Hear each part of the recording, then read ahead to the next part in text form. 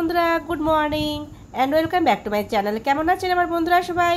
আশা করছি আমার বন্ধুরা সবাই ভীষণই ভালো আছেন আর সুস্থ আছেন। তাই তো বন্ধুরা, আমরাও সবাই ভালো আছি। আজকে 5ই মার্চ, আজকে মঙ্গলবার, আর এখন বাজে সকাল 9টা। তো আমি এখন থেকে চলে এসেছি আমি আমার বন্ধুদের সামনে একটা নতুন ব্লগ নিয়ে। ঠিক আছে বন্ধুরা, তো আমি রয়েছি রান্নাঘরে আমি এখন রান্না বসাবো। চাল ধুচ্ছি, প্রেসারে তো ভাত বসে, তাই প্রেসারে করেই আমি চালটা ধুয়ে নিচ্ছি।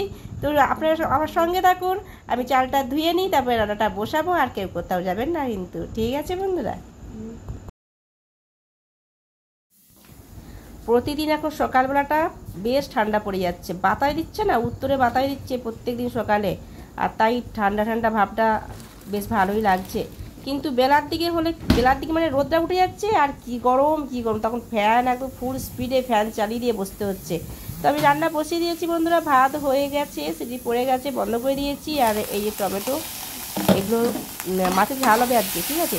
তো কী রান্না করবো সেটা আমি দেখাচ্ছি আপনাদের। মাছের ঝালটা করে নিই কেমন।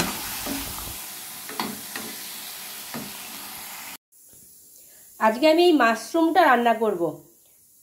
কি সুন্দর দেখতে দেখুন। এই মাশরুমটা না ফ্রিজে ছিল, বেশ কিছুদিন ধরে ফ্রিজে ছিল।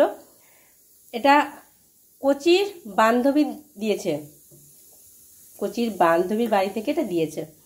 ওদের এটা চাষ করেছিল।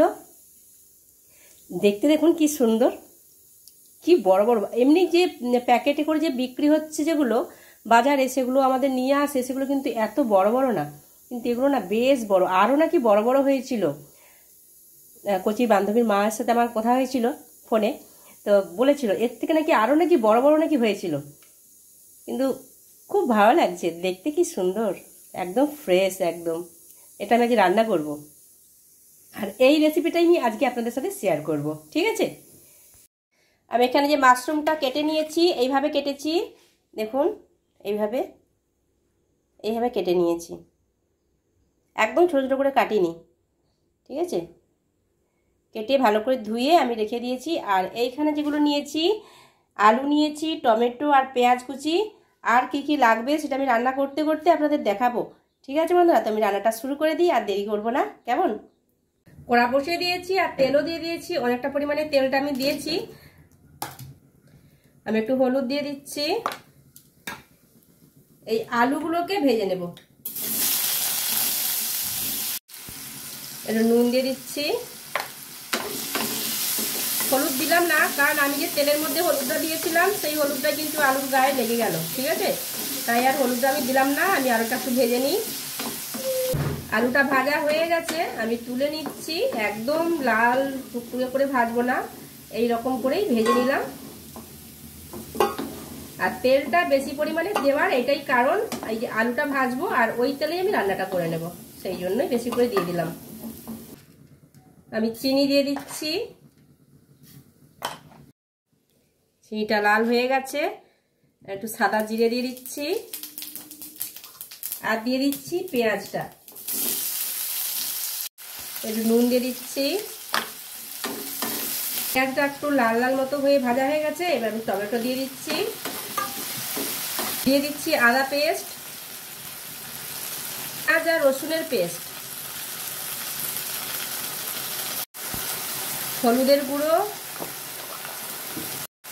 লঙ্কার গুঁড়ো, অল্প একটু জল।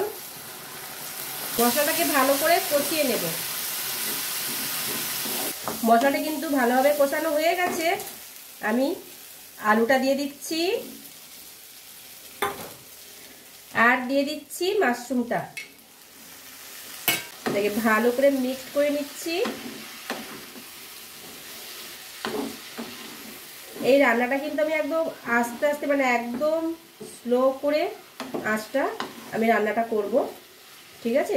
আর যদি মনে হয় তো জল দেব, আর যদি না জলের দরকার হয় আমি জল দেব না। এরকমভাবে এই মশলাটা যেভাবে কষে নিলাম, আর এই মাশরুমটার আলুটা আমি এইভাবেই নাড়তে থাকবো, ঢাকা দিয়ে দিয়ে রান্নাটা আমি করব, ঠিক আছে? আমি কিন্তু একটু জল দিইনি, ঠিক আছে? এই মতোই আমি মশলাটাও কষা আমার হয়েছিল, আর এই মাশরুম থেকে কিন্তু জল একটু বেরোয়, সেই জলেতেই কিন্তু মাশরুমটাও সেদ্ধ হচ্ছে, আলুটা যে যতটুকুনি ভাজতে গিয়ে সেদ্ধ হতে বাকি ছিল আলুটাও সেদ্ধ হয়ে গেল।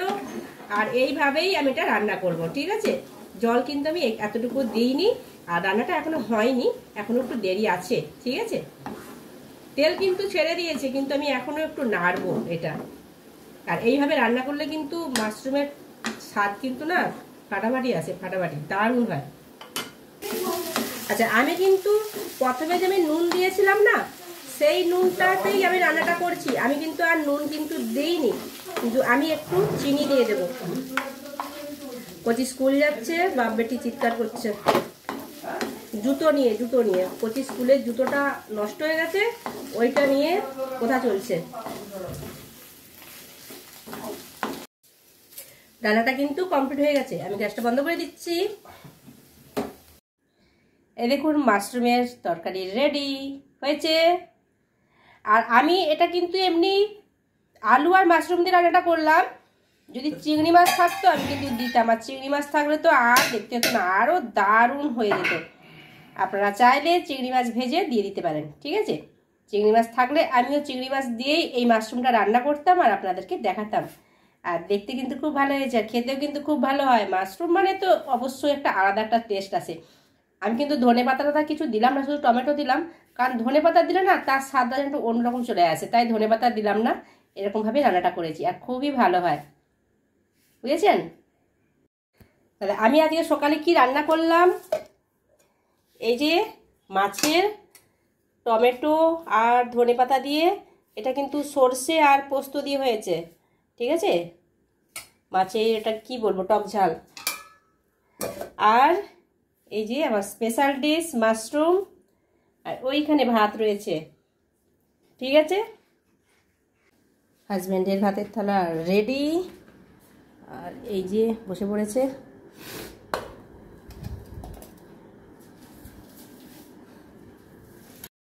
এই জায়গাটায় কিছুটা নুডলস আমি সেদ্ধ করে রেখে দিয়েছি, কচিকে টিফিন করে দিয়েছি, কিছুটা টিফিন করে দিয়েছি, ও নিয়ে গেছে, আর বাকিটা রেখে দিয়েছি।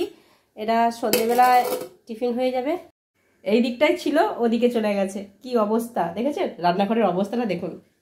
এগুলো সব আমি পরিষ্কার করবো। তো ঠিক আছে বন্ধুরা, আজকের মতো এই পর্যন্তই থাক, কেমন। আর আপনারা ভালো থাকবেন, সুস্থ থাকবেন, সবসময় হাসি খুশি থাকবেন, আর আনন্দে থাকবেন। তো আজকের মতো এই পর্যন্ত, টাটা বন্ধুরা, টাটা। বাইরে কি সুন্দর বাতাস দিচ্ছে দেখুন, কি ভালো লাগছে বাইরেটা, তাই না।